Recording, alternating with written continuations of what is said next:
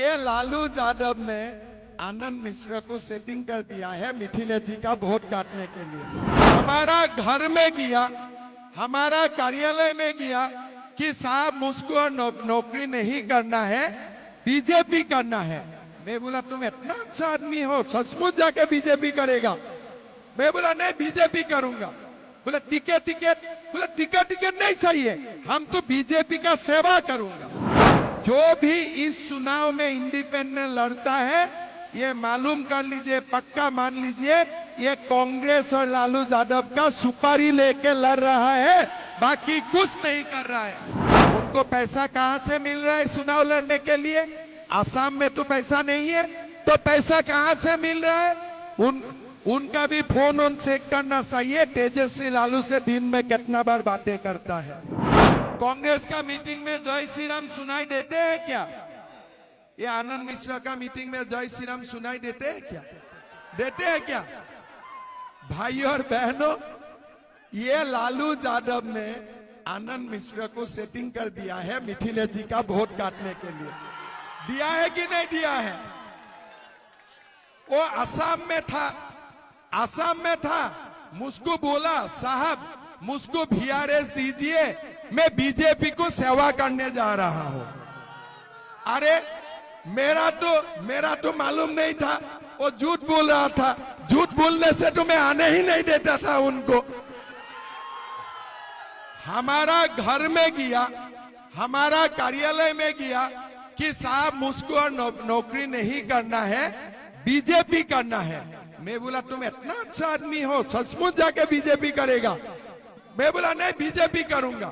बोला ticket ticket, बोला ticket ticket नहीं चाहिए, हम तो बीजेपी का सेवा करूंगा।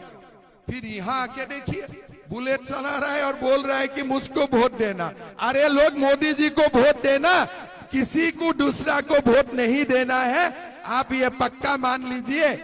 और जो बोलते हैं ना, जो बोलते हैं, जो भी इस चुनाव में इंडिपेंडेंट लड़ता है, ये मालूम कर लीजिए, पक्का मान लीजिए, ये कांग्रेस और लालू यादव का सुपारी लेके लड़ रहा है, बाकी कुछ नहीं कर रहा है।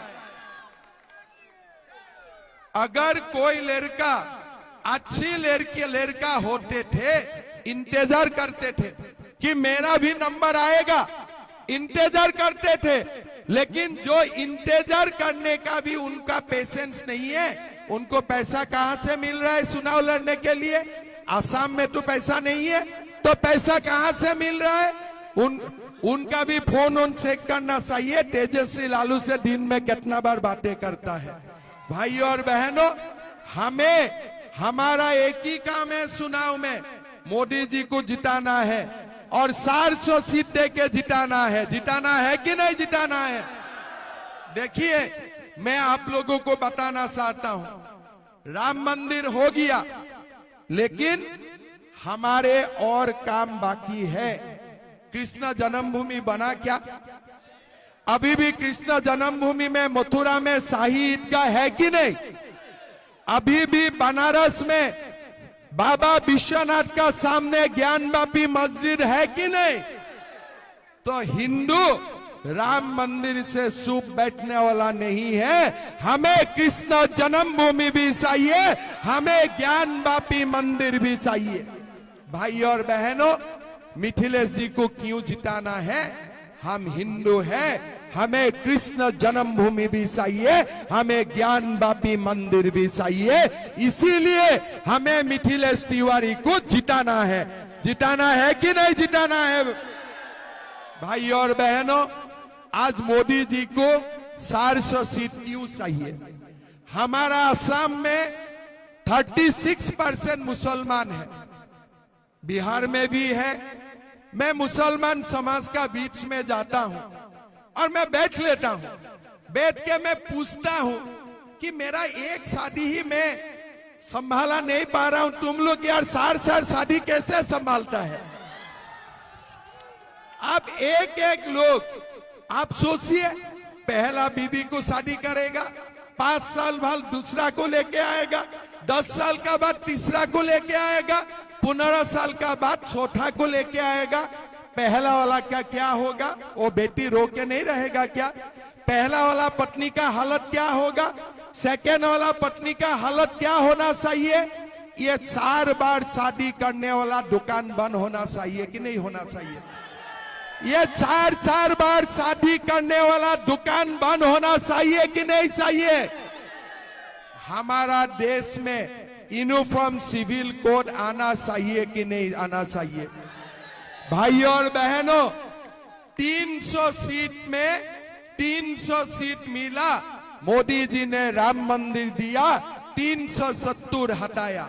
जब 400 सीट हो जाएगा ना, मोदी जी हमें कृष्ण जन्मभूमि भी देगा, काशी में ज्ञान वापी मंदिर भी देगा, और देश में यूनिफॉर्म सिविल कोड भी लाएगा। ये भी मोदी जी करके दिखाएगा। भाइयों और बहनों, हमारा कश्मीर का जवाहरलाल नेहरू ने 2 टुकड़े किया। एक टुकड़े पाकिस्तान को दिए, एक टुकड़े हमारा हाथ में रहा। 1972 अभी मंगल पांडे जी हमारा सेना का बारे में बोल रहा था। 1972 में हमने पाकिस्तान को हरा दिया। पाकिस्तान का हजारों सैनिक हमारा हाथ में था। अगर इंदिरा गांधी बोलते थे ने कि कश्मीर को दो, तभी हम सेना को रिलीज करूंगा, पाकिस्तान हमें कश्मीर देने में मजबूर हो जाते थे। लेकिन इंदिरा जी ने ऐसा नहीं किया, और उन्होंने हमारा सेना ने जीतने वाला जितना प्रिजनर्स ऑफ वॉर था, सबको पाकिस्तान को बिना शर्त लौटा दिया। रिजल्ट क्या हुआ? आधा टुकड़ा कश्मीर पाकिस्तान में रह गया। आज क्या हो रहा है? पाकिस्तान, जो पाकिस्तान का हाथ में कश्मीर है, वहां डेली आंदोलन चल रहा है कि हमारा खाने के लिए रेशन नहीं है, हमारा मकान नहीं है, आवास नहीं है, हमें या तो आजादी दो या तो हमें भारत आने का इजाजत दो। भाइयों और बहनों, मैं आप लोगों को बोलना चाहूंगा, एक बार मोदी जी 400 सीट पार कर लेते हैं ना, पाकिस्तान में जो कश्मीर है वो भी हमारा हो जाएगा। ये भी हमारा गारंटी है। भाइयों और बहनों, हमारा देश अभी जगा है। मैं 3 दिन पहले मैं रांची में था। मैं रांची में बोला था कि भाइयों और बहनों, अभी हिंदू जगह है, हिंदू को ठंडा मत करना। अभी हिंदू को नया शक्ति मिला है, हिंदू का शक्ति में पानी डालने वाला काम मत करना। हमें 400 सीट देना और हमें कश्मीर को भी भारत में लाना। ये नया भारत का संकल्प है।